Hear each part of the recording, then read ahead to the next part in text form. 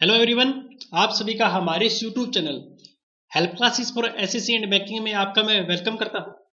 आज की इस वीडियो में हम कवर करेंगे जो मोस्ट इंपॉर्टेंट जनरल अवेयरनेस या जिसे हम जनरल नॉलेज के क्वेश्चन कहते हैं, उन सभी क्वेश्चन को आज की इस वीडियो में हम कवर करेंगे।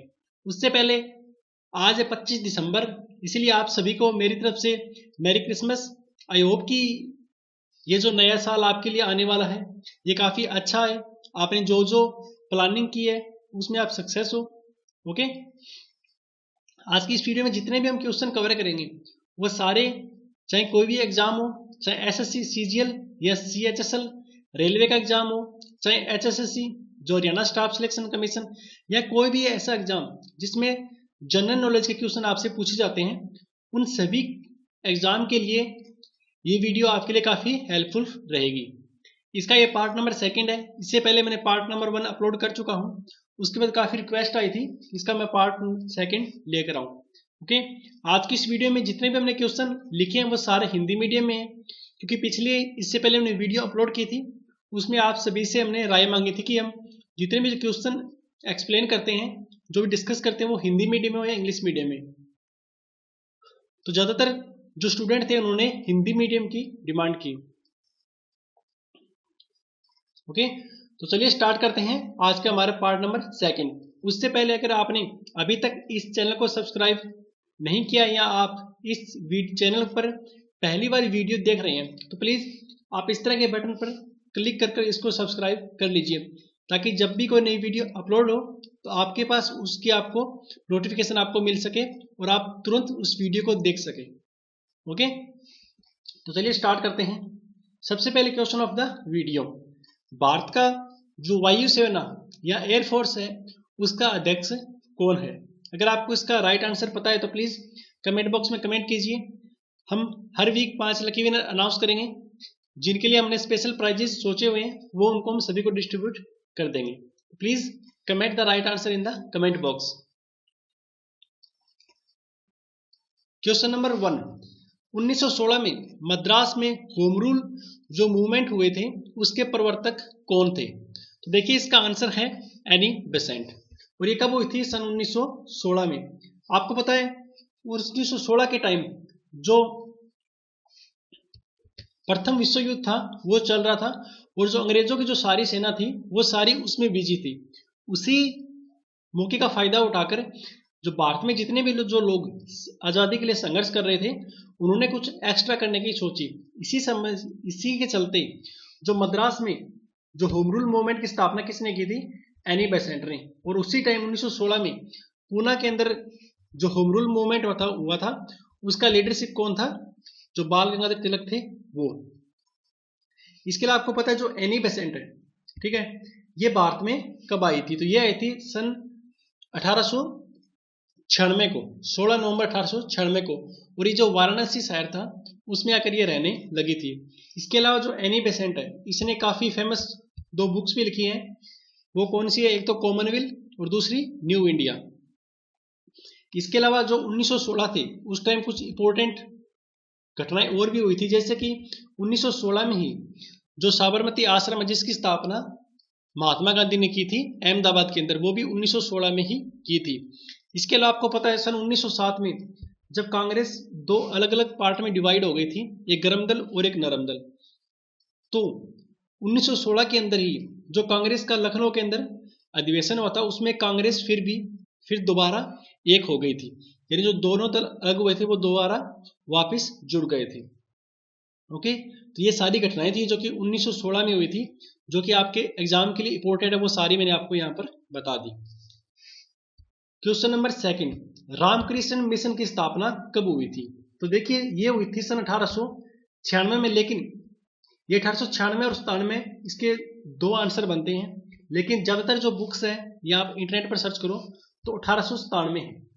ठीक है, जो रामकृष्ण मिशन थे, जो रामकृष्ण थे वो स्वामी विवेकानंद के गुरु थे, और इसकी स्थापना भी स्वामी विवेकानंद ने ही की थी। इसके अलावा जो विवेकानंद से रिलेटेड जो क्वेश्चन आपसे एग्जाम में पूछे जा सकते हैं, सबसे पहले जो क्वेश्चन बनता है विवेकानंद से वो ये बनता है कि उनका जन्म का नाम क्या था? तो उनके जन्म का नाम था नरेंद्र नाथ दत्त, और उनका जन्म हुआ था सन 1863, 12 जनवरी 1863। इसीलिए 12 जनवरी को हर साल राष्ट्रीय युवा दिवस भी बनाया जाता है। इसके अलावा स्वामी जो विवेकानंद थे उन्होंने काफी फेमस बुक्स भी लिखी, जैसे कि सन्यासी का गीत, आधुनिक भारत और पूर्व और पश्चिम। इसके अलावा इससे रिलेटेड जो क्वेश्चन बनता है वो बनता है कि एक शिकागो में विश्व धर्म सम्मेलन हुआ था, उसके अंदर स्वामी विवेकानंद ने एक बहुत ही फेमस स्पीच दी थी। वो कब दी थी? तो वो दी थी सन 1893 के अंदर। ओके। इसके अलावा स्वामी विवेकानंद ने एक वेलूर मठ उसकी भी स्थापना की थी रामकृष्ण मिशन के अलावा, तो वो की थी सन 1887 के अंदर। देखिए रामकृष्ण मिशन जैसे कि मैंने बताया इनके गुरु थे, और आपको पता है जो स्वामी विवेकानंद थे वो मूर्ति पूजा के खिलाफ नहीं थे, क्योंकि उनका मानना था कि उनके जो गुरु थे जो रामकृष्ण वो भी मूर्ति पूजा में विश्वास रखते थे। तो उनका ये मानना था अगर मूर्ति पूजा के में विश्वास रखते हुए, ठीक है, अगर कोई रामकृष्ण जैसा व्यक्ति बन सकता है तो फिर तो हमें मूर्ति पूजा अवश्य ही करनी चाहिए। ओके। तो ये जो क्वेश्चन थे इन दोनों से रिलेटेड जो आपके एग्जाम में आ सकते हैं वो सारे मैंने आपको यहां पर बता दिए हैं। क्वेश्चन नंबर 3, गुप्त शासकों द्वारा जारी किए गए सिक्के क्या कहलाते थे? तो देखिए वो कहलाते थे रूपक। सबसे पहले आपको जो गुप्त साम्राज्य था उसके बारे में आपको मैं कुछ बता देता हूं। जो गुप्त साम्राज्य था उसकी स्थापना की थी श्रीगुप्त ने, ये इसका संस्थापक था, यानी इसका पहला शासक कौन था? श्रीगुप्त। और इसका अंतिम शासक कौन था गुप्त शासक साम्राज्य का? उसका नाम था विष्णुगुप्त। इसके अलावा जो अलग क्वेश्चन बनता है श्रीगुप्त से जो एग्जाम में अक्सर आता है कि श्रीगुप्त का उत्तराधिकारी कौन था? तो उसका उत्तराधिकारी था घटोत्कच। ओके। इसके अलावा गुप्त साम्राज्य में जो गुप्त शासन का टाइम था उस टाइम एक बहुत ही फेमस राजा हुआ था, उसका नाम था समुद्रगुप्त, और जिसे भारत का नेपोलियन भी कहा जाता है। इसके अलावा आपसे एग्जाम में ये भी पूछ सकते हैं जो गुप्त साम्राज्य थी उसकी जो राजकीय भाषा थी, ठीक है, वो कौन सी थी? तो वो थी उनकी प्राकृतिक भाषा। और आज आप जितने भी मंदिर देखते हो कहीं पर भी, उन मंदिरों को बनाने का जो स्टार्टिंग हुई थी, यानी उनका जो जन्म हुआ था मंदिरों को बनाने का, वो भी गुप्त साम्राज्य के अंदर ही हुआ था। इसीलिए जो गुप्त साम्राज्य जो सांस्कृतिक उपलब्धि थी, इसी कारण गुप्त साम्राज्य को स्वर्ण युग भी कहा जाता है। इसके अलावा आपने सुना होगा एक बहुत ही फेमस बुक है पंचतंत्र, जो कि जो विष्णु शर्मा है उन्होंने लिखी हुई है, ठीक है। तो ये भी गुप्त जो शासन था, जो गुप्त काल था, उसी टाइम ये बुक लिखी गई थी। इसके अलावा आपने देखा सुना होगा कि जो अजंता की गुफाएं हैं, ठीक है, उनकी जो टोटल 29 गुफाएं थी, अभी फिलहाल करंट में सिर्फ 6 ही शेष बची है। तो उसमें जो 16 और 17 नंबर की जो गुफाएं हैं, ठीक है, वो दोनों जो गुप्त साम्राज्य था या जो गुप्त काल था उस टाइम वो बनी हुई थी। तो ये थे सारे क्वेश्चन जो कि गुप्त साम्राज्य से आपके एग्जाम में आ सकते हैं। इसके अलावा जो आपने सुना होगा जो नालंदा यूनिवर्सिटी है वो भी गुप्त साम्राज्य के समय ही बनी थी। ओके। नेक्स्ट क्वेश्चन, किस देवता के लिए ऋग्वेद में पुरंदर शब्द का प्रयोग हुआ है? तो देखिए वो हुआ है इंद्र देवता के लिए। टोटल हमारे 4 वेद हैं। सबसे पहले ऋग्वेद जो कि सबसे पुराना है, उसके बाद यजुर्वेद, सामवेद और अथर्ववेद। जो ऋग्वेद है वो सबसे पुराना है, और आपने सुना होगा जो गायत्री मंत्र है जो कि विश्वामित्र ने उसके रचयिता है, वो भी ऋग्वेद के अंदर आपके अंदर संकलित है। इसके अलावा जो यजुर्वेद है वो एक ऐसा वेद है जो कि गद्य और पद्य वो दोनों के अंदर है, ठीक है। इसके अलावा जो सामवेद है यानी जो भारतीय संगीत है उसका जन्म किस वेद के अंदर हुआ था? वो हुआ था सामवेद के अंदर। और जो लास्ट और सबसे नया और जो आखिरी वेद है अथर्ववेद, वो ऐसा वेद है जिसके अंदर जितने भी जो जादू टोना या जो वशीकरण, जो विवाह या प्रेम से संबंधित जितने भी कर्मकांड होते हैं उन सभी के बारे में जो अथर्ववेद है उसके अंदर उनके बारे में डिस्कशन की हुई है। इसके अलावा जो एग्जाम में काफी बार क्वेश्चन आता है वो आता है ऋग्वेद से कि ऋग्वेद के अंदर कितने मंडल है। तो ऋग्वेद में टोटल 10 मंडल है, और 1028 इसमें सूक्त है। इसके अलावा जो ऋग्वेद यानी जो वेदों का टाइम था उससे अगर आपसे क्वेश्चन एग्जाम में आए, इसके अलावा वो क्वेश्चन आपसे जो भी आएंगे उनके बारे में आपको मैं उस संक्षेप में बता देता हूँ। जैसे कि आपसे क्वेश्चन आ सकता है कि जो अष्टाध्यायी बुक है, पुस्तक है, वो किसने लिखी है, तो वो लिखी है पाणिनि ने। इसके अलावा आपसे ये भी पूछ सकते हैं कि आदिकाल जो आदि काव्य है वो किसे कहा जाता है, तो देखिए आदि काव्य कहा जाता है जो रामायण थे उसको। इसके अलावा जो प्राचीनतम पुराण है यानी जो सबसे पुराना जो पुराण है वो कौन सा है, तो वो है मत्स्य पुराण। इसके अलावा जैसे यहाँ पर बात हुई है पुरंदर शब्द किसके लिए प्रयोग हुआ है, तो वो हुआ है इंद्र देवता के लिए। अगर आपसे ये पूछा जाए कि जी अगन्य शब्द किसके लिए यूज हुआ है, तो देखिए अगन्य शब्द यूज हुआ है गाय के लिए। इसके अलावा आपसे ये भी पूछ सकते हैं कि जो हमारे जो संस्कार है तो संस्कारों की संख्या कितनी है, देखिए टोटल जो संस्कारों की संख्या है वो है 16। ओके,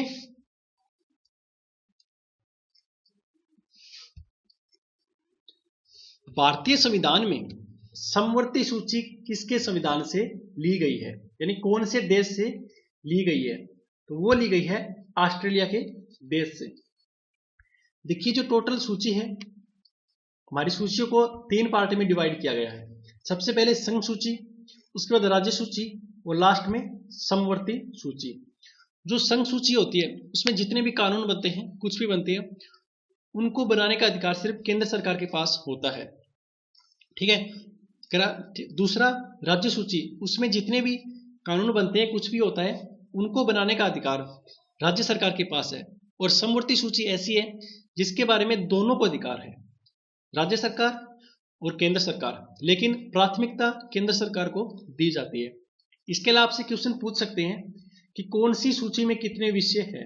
देखिए सबसे पहले जो संघ सूची है उसमें पहले 97 थे, अभी उसके अंदर 100 विषय है यानी 100। और जो राज्य सूची है उसमें पहले 66 थे और अभी 61 यानी 5 कम कर दिए। और जो समवर्ती सूची है उसमें पहले 47 थे लेकिन अभी 52 है।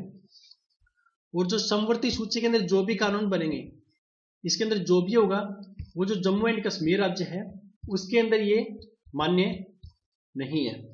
ठीक है, तो ये हुई थी सूचियों की बात। अब बात करते हैं कि किस देश से हमने क्या लिया है। देखिए समवर्ती सूची हमने ली है ऑस्ट्रेलिया से। इसके अलावा जो मौलिक कर्तव्य है वो लिया हमने रूस से। इसके अलावा जो संविधान में जो भी संशोधन होता है उसकी जो प्रक्रिया है, प्रोसेस है, वो लिया हमने दक्षिण अफ्रीका के संविधान से।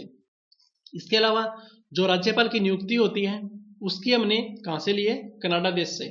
और जो मौलिक अधिकार है वो लिए हमने संयुक्त राज्य अमेरिका से।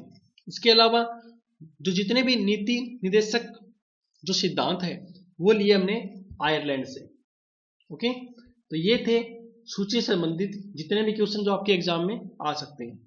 क्वेश्चन नंबर नेक्स्ट, संविधान का आर्टिकल 312 यानी अनुच्छेद 312 किससे संबंधित है, तो वो है अखिल भारतीय सेवाओं से। यानी जितने की अखिल भारतीय सेवाएं होती है, जैसे कि इनके एग्जाम होते हैं, आपने सुना होगा जो यूपीएससी के एग्जाम होते हैं, आईएएस, आईएफएस, ये सारे जो आईपीएस, ये सारे अखिल भारतीय सेवाओं के अंडर में आते हैं। ओके, तो जितने भी जो इंपॉर्टेंट आर्टिकल है जो आपके एग्जाम में आ सकते हैं उनके बारे में आपको थोड़ा मैं संक्षेप से मैं बता देता हूं। जैसे कि आर्टिकल नंबर 110 है, अगर आपसे पूछ लिया जाए कि आर्टिकल नंबर 110 किससे रिलेटेड है, तो वो है जो धन विधेयक होता है उससे संबंधित है। इसके अलावा जो आर्टिकल नंबर 124 है वो जो सर्वोच्च न्यायालय है हमारा, उसकी जितनी भी प्रक्रिया है यानी उसका जो गठन है उसके बारे में आर्टिकल नंबर 124 में बताया गया है।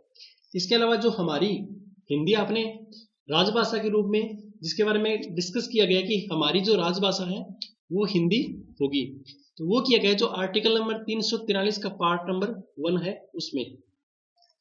इसके अलावा जो हम संविधान में जो भी संशोधन करते हैं, ठीक है, उसके बारे में आर्टिकल नंबर 368 में बताया गया है। इसके अलावा जितने भी जो संघ लोक सेवा आयोग है उसके बारे में आर्टिकल नंबर 320 में। इसके अलावा जो पद्म विभूषण अवार्ड दिया जाता है उसके बारे में जो आर्टिकल नंबर 18 है उसमें बताया गया है।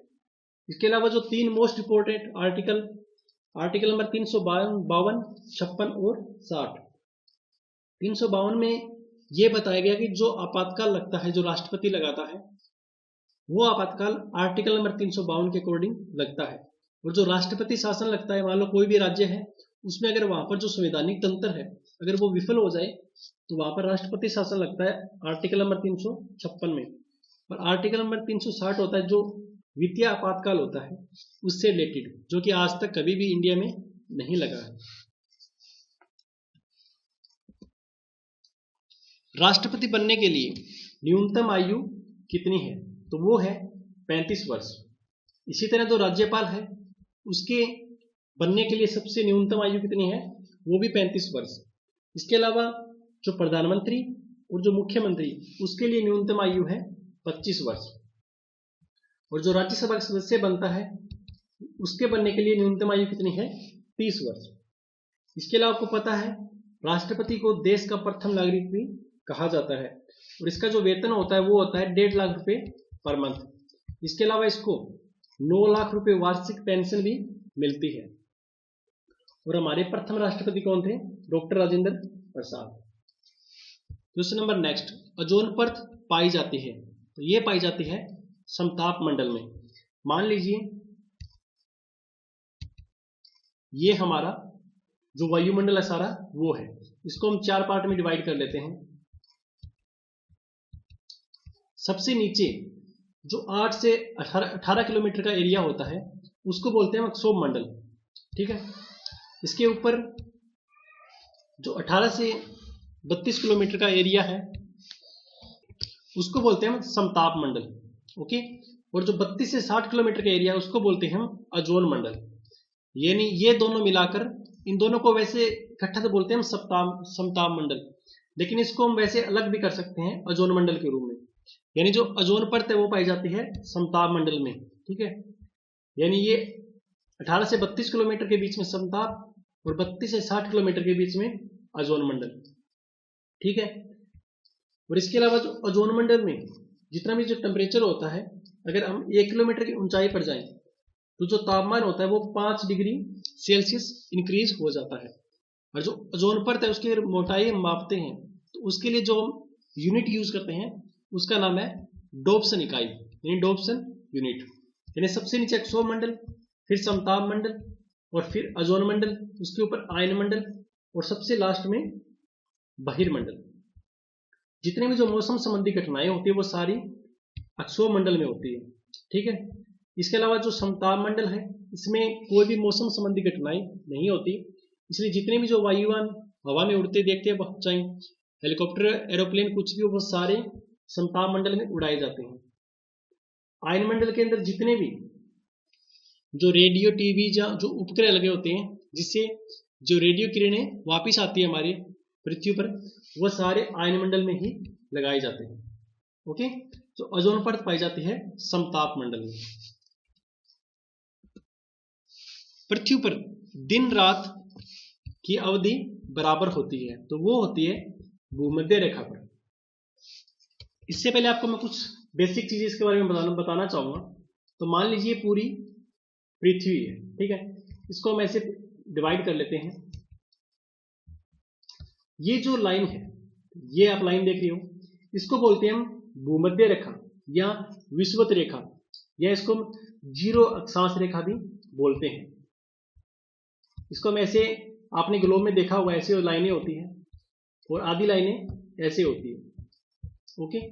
ये जो हॉरिजॉन्टल लाइन है, ठीक है, इनको बोलते हैं अक्षांश रेखाएं, और जो वर्टिकल है इसको बोलते हैं हम देशांतर रेखाएं, ओके। ये नीचे वाला ये होता है दक्षिणी ध्रुव और ऊपर वाला होता है उत्तरी ध्रुव। यानी यहां पर 0 डिग्री, यहां पर 90 डिग्री और यहां पर फिर 0 डिग्री। ये जो सारी रेखाएं होती है ये, ठीक है, ये सारी 90 डिग्री की होती है, ठीक है। और आपने सुना होगा एक मकर रेखा और एक कर्क रेखा।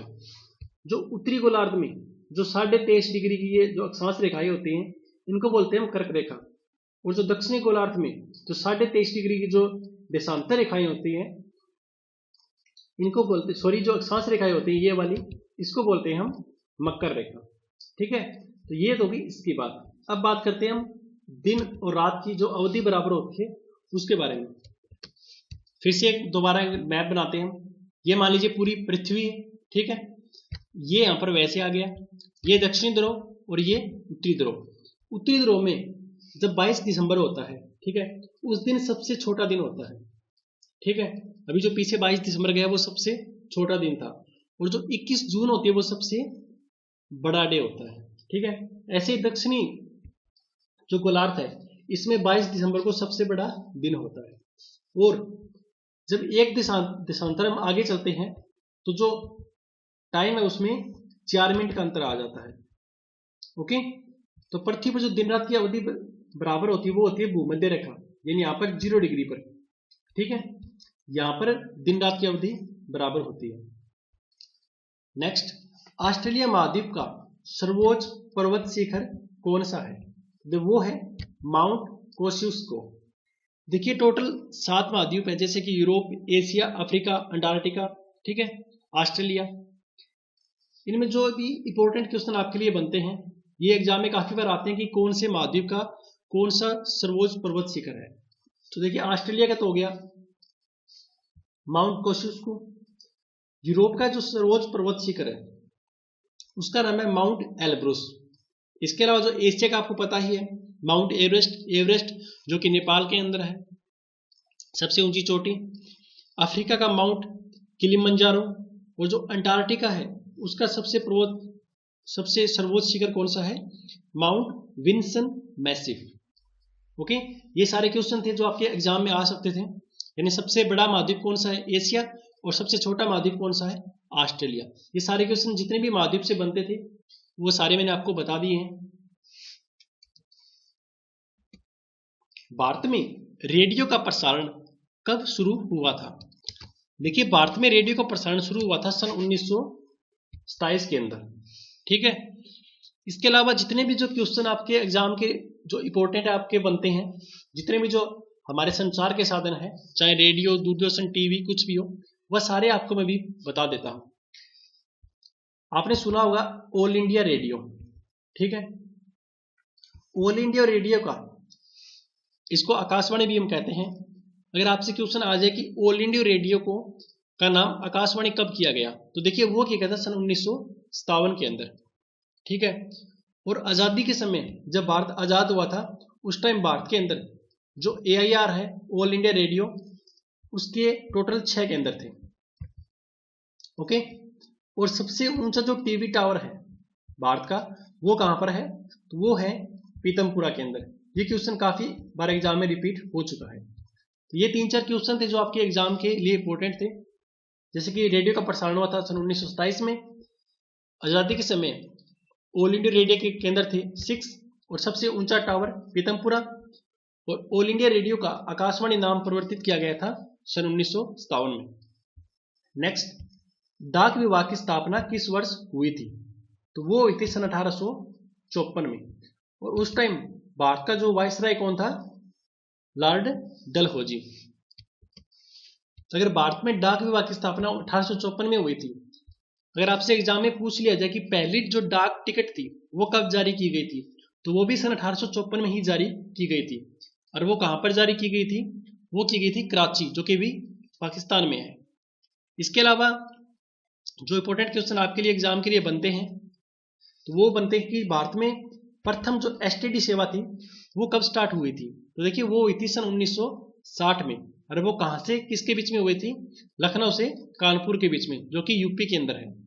इसके अलावा जो मनी ऑर्डर प्रणाली है वो भारत में कब स्टार्ट हुई थी? सन 1880 में। इसके अलावा जो आज के टाइम में जो सबसे फास्ट स्पीड जल्दी पहुंचने का माध्यम है जो डाक का, वो है स्पीड पोस्ट। उसकी स्थापना हुई थी सन 1986 में। तो ये सारे क्वेश्चन थे जो आपके एग्जाम के लिए इंपॉर्टेंट थे, जो आपको मैंने 3-4 वो आपको मैंने कवर करवा दिए हैं। एम्पियर से क्या मापा जाता है? तो देखिए एम्पियर से मापा जाता है विद्युत धारा। ये फिजिक्स क्वेश्चन है, साइंस के क्वेश्चन एग्जाम में 4-5 आपको मिल ही जाएंगे। काफी इंपॉर्टेंट क्वेश्चन है। जितने भी जो मात्रक है कि किसको किस में मापा जाता है, प्लीज आप सारे याद कर लीजिए, वो सारे के सारे इंपॉर्टेंट है। उनमें जो सबसे ज्यादा इंपॉर्टेंट है 4-5 वो आपको मैं बता देता हूं। जैसे कि विद्युत धारा को मापते हैं हम एम्पियर में, उसी तरह जो बल फोर्स को मापते हैं हम न्यूटन में, दाब प्रेशर को मापते हैं हम पास्कल में, शक्ति पावर को मापते हैं हम वोट में, और जो विद्युत आवेश होता है उसको मापते हैं हम कूलाम में। विद्युत धारा को एम्पियर और विद्युत आवेश को कूलाम में, और जो विद्युत प्रतिरोध होता है उसको मापते हैं हम ओम के अंदर। ओके, इसके अलावा जो कार्य है, जो वर्क तथा एनर्जी है उसको मापते हैं हम जूल के अंदर। इसके अलावा जो पृष्ठीय तनाव है उसको मापते हैं हम न्यूटन प्रति मीटर में। इसके अलावा जो कोण है, कोण को मापते हैं हम रेडियन के अंदर, और जो आवृत्ति होती है उसको मापते हैं हम हर्ट्ज के अंदर। तो ये कुछ इंपॉर्टेंट थे जो आपके एग्जाम के लिए, वो आपको मैंने बता दिए हैं, वो सारे आप अपने नोटबुक में राइट डाउन कर सकते हैं। क्वेश्चन नंबर नेक्स्ट, ये काफी इंपॉर्टेंट क्वेश्चन है। केंचुए में कितनी आंखें होती है? देखिए केंचुए में एक भी आंखें नहीं होती। इस तरह के 4-5 क्वेश्चन बनते जो आपको एग्जाम में मिल जाएंगे। जो अभी HSCC के एग्जाम हुए थे उसमें तो इस तरह के क्वेश्चन हर एग्जाम में आपको दिए थे। इस तरह के सारे टोटल 5-6 क्वेश्चन बनते हैं जो आपको मैं अभी बता देता हूं, वो आप अपने कॉपी में राइट डाउन कर लीजिए। जैसे कि केंचुए में कितनी आंखें होती है, तो देखिए एक भी आंखें नहीं होती। इसके अलावा जो ऑक्टोपस होता है उसमें कितनी भुजाएं होती है? तो ऑक्टोपस में टोटल 8 भुजाएं होती है। इसके अलावा जो शार्क मछली है उसके अंदर कितनी हड्डियां होती है? तो देखिए शार्क मछली में भी एक भी हड्डी नहीं होती। इसके अलावा जो कीट होते हैं, ठीक है, कीटों में कितनी जोड़ी टांगे होती है? तो वो होती है टोटल 3 जोड़ी टांगे, यानी 3 दूनी 6। इसके अलावा आपसे पूछ सकते हैं जो व्हेल मछली होती है उसका जो हार्ट होता है यानी हृदय, उसमें कितने चैम्बर होते हैं? तो देखिए व्हेल के अंदर होते हैं टोटल 4 चैम्बर, और मेंढक के अंदर होते हैं 3 चैम्बर। ये कुछ क्वेश्चन थे इंपॉर्टेंट, इस तरह के क्वेश्चन आपके एग्जाम में आ सकते हैं, तो प्लीज आप इन्हें राइट डाउन कर लीजिए। कोलेरू झील किस राज्य में है? देखिए कोलेरू झील है आंध्र प्रदेश के अंदर। हर एग्जाम में आपको झील से या नदियां से रिलेटेड आपको 1-2 क्वेश्चन जरूर मिल जाएंगे। आंध्र प्रदेश में इसके अलावा एक और भी फेमस झील है, उसका नाम है हुसैन सागर झील। और जितनी भी झीलें हैं जिनके लास्ट में अगर नाग लगता है, सांप, तो वो सारी झीलें लगभग जम्मू कश्मीर के अंदर है, और जिसके लास्ट में ताल लगता है वो सारी के सारी उत्तराखंड में है। जैसे कि देवताल, समताल, नैनीताल, बालाताल, राकसताल, ये सारे उत्तराखंड के अंदर है। और जो मैंने नाग वाली बात की थी जैसे कि शेषनाग, अनंतनाग, नागिन झील, ये सारी जम्मू कश्मीर के अंदर है। इसके अलावा भारत की जो सबसे बड़ी तटीय झील है उसका नाम क्या है? उसका नाम है चिल्का झील, जो कि उड़ीसा के अंदर है।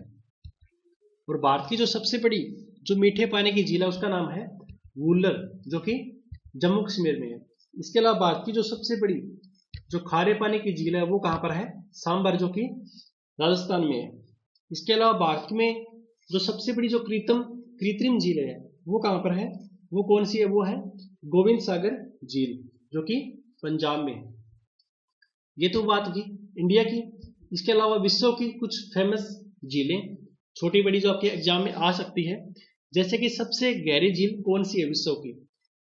तो वो है बेकाल झील, जो कि रूस के अंदर है, और उसकी ऊंचाई कितनी है? 1620 मीटर। इसके अलावा विश्व की सबसे बड़ी जो मीठे पानी की झील है वो कौन सी है? वो है सुपीरियर झील, जो कि अमेरिका और कनाडा दोनों के मध्य है। इसके अलावा विश्व की सबसे बड़ी जो खारे पानी की झील है वो कहां पर है? वो है उस झील का नाम है कैस्पियन सागर, जो कि अमेरिका के अंदर है। ओके, ये क्वेश्चन थे जो आपके एग्जाम के लिए इंपॉर्टेंट थे विश्व से संबंधित झील से। ओके, क्वेश्चन नंबर नेक्स्ट, विश्व योग दिवस। ये भी एग्जाम में क्वेश्चन काफी बार आता है। जितने भी डे होते हैं सारे इंपॉर्टेंट हैं जो स्टैटिक जीके के अंदर आते हैं। विश्व योग दिवस मनाया जाता है 21 जून को। इसके अलावा कुछ और फेमस इंपॉर्टेंट डेज आपको मैं बता देता हूं, जैसे कि विश्व जनसंख्या दिवस ये मनाया जाता है 11 जुलाई को। इसके अलावा जो विश्व युवा दिवस है वो मनाया जाता है 12 अगस्त को। और जो राष्ट्रीय युवा दिवस वो बनाया जाता है 12 जनवरी को। इसके बारे में आपको मैं स्टार्टिंग में बता चुका हूँ, स्वामी विवेकानंद का जन्म हुआ था 12 जनवरी को। इसके अलावा जो विश्व शांति दिवस है ये मनाया जाता है 21 सितंबर को, और विश्व एड्स दिवस मनाया जाता है 1 दिसंबर को। इसके अलावा जो थल सेना दिवस 15 जनवरी को, नौसेना दिवस 4 दिसंबर को, और एयरफोर्स डे मनाया जाता है 8 अक्टूबर को।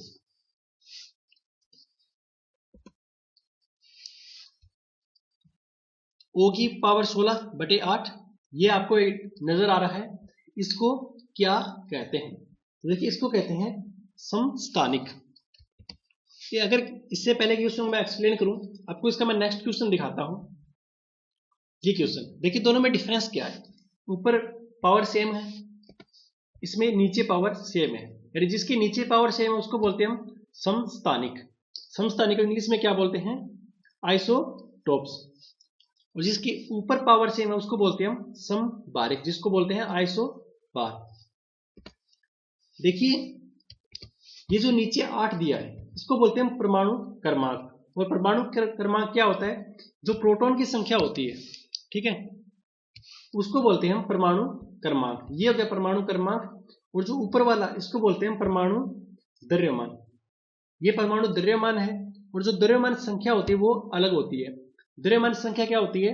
वो होती है जो प्रोटॉन की संख्या प्लस न्यूट्रॉन की संख्या। देखिए अगर आपको मतलब कोई डायग्राम दे, जैसे कि ये H है हाइड्रोजन, ठीक है, इसकी पावर नीचे यहां पर 1 और ऊपर 3, यानी ये नीचे क्या है? ये है परमाणु क्रमांक और ये है परमाणु संख्या, परमाणु द्रव्यमान। ये 3 है और ये 1। अगर आपसे ये पूछे कि इनसे आप न्यूट्रॉन की संख्या निकालिए, तो इसका बेसिक फार्मूला होता है कि जो ऊपर वाला इससे आप नीचे वाला माइनस कर दीजिए, यानी 3 - 1 2, यानी इसमें न्यूट्रॉन कितने हैं? टोटल 2, ठीक है। तो देखिए जिनके नीचे अगर पावर सेम है नीचे वाली, ठीक है, उसको बोलते हैं हम समस्थानिक। जो समस्थानिक होते हैं इसके अंदर जो प्रोटॉन होते हैं वो सारे समान होते हैं, और जो न्यूट्रॉन होते हैं उनकी संख्या अलग अलग होती है। ये तो बात हुई समस्थानिक की। और ये है समबारिक, यानी कि ये जो नीचे वाला है इसको बोलते हैं परमाणु क्रमांक और ऊपर वाला बोलते हैं परमाणु द्रव्यमान, ठीक है। इसमें डिफरेंस क्या होता है? जो समबारिक है इसमें ऊपर पावर सेम होती है, नीचे पावर सेम नहीं होती, इसको बोलते हैं हम समबारिक यानी आइसोबार। आई होप कि आपको इन दोनों के बारे में डिफरेंस पता चल गया होगा कि जिसके नीचे सेम है उनको बोलते हैं समस्थानिक, और जिसकी ऊपर सेम है उसको बोलते हैं समबारिक। और आपको न्यूट्रॉन कैसे निकालते हैं? ऊपर वाले से नीचे माइनस कर दीजिए, नीचे वाला परमाणु क्रमांक और ऊपर वाला द्रव्यमान परमाणु द्रव्यमान। ओके, परमाणु क्रमांक होता है प्रोटॉन की संख्या, और जो द्रव्यमान संख्या होती है वो होती है प्रोटॉन की संख्या प्लस न्यूट्रॉन की संख्या। तो ये थी आज की हमारी वीडियो, जनरल अवेयरनेस या जनरल नॉलेज का पार्ट नंबर 2। आई होप कि ये वीडियो आपको पसंद आई होगी। अगर आई तो प्लीज इसको लाइक कीजिए, एंड जितना हो सके इसको ज्यादा से ज्यादा इसको शेयर कीजिए। एंड अगर आपने अभी तक इसको सब्सक्राइब नहीं किया तो प्लीज इसको सब्सक्राइब कीजिए। इसका पार्ट नंबर 3 बहुत जल्दी आपके लिए आपके सामने हमारे चैनल पर अपलोड हो जाएगा, और वो तभी अपलोड होगा जब आपका रिस्पॉन्स मुझे अच्छा मिलेगा। अगर आप कमेंट करते हो, रिक्वेस्ट करते हो, तो इसका मैं पार्ट नंबर 3 भी बहुत जल्द अपलोड करूंगा। उसके पहले मेरे पास मिनिमम 50+ कमेंट्स जरूर होनी चाहिए, तभी मुझे पता चलेगा कि आपको हमारी इस वीडियो से बेनिफिट हो रहा है। Please like, share and subscribe. और जो मैंने स्टार्टिंग में क्वेश्चन पूछा था, अगर आप उसका आंसर पता है तो प्लीज कमेंट बॉक्स में कमेंट कीजिए। Thanks for watching, best of luck, मेरी क्रिसमस।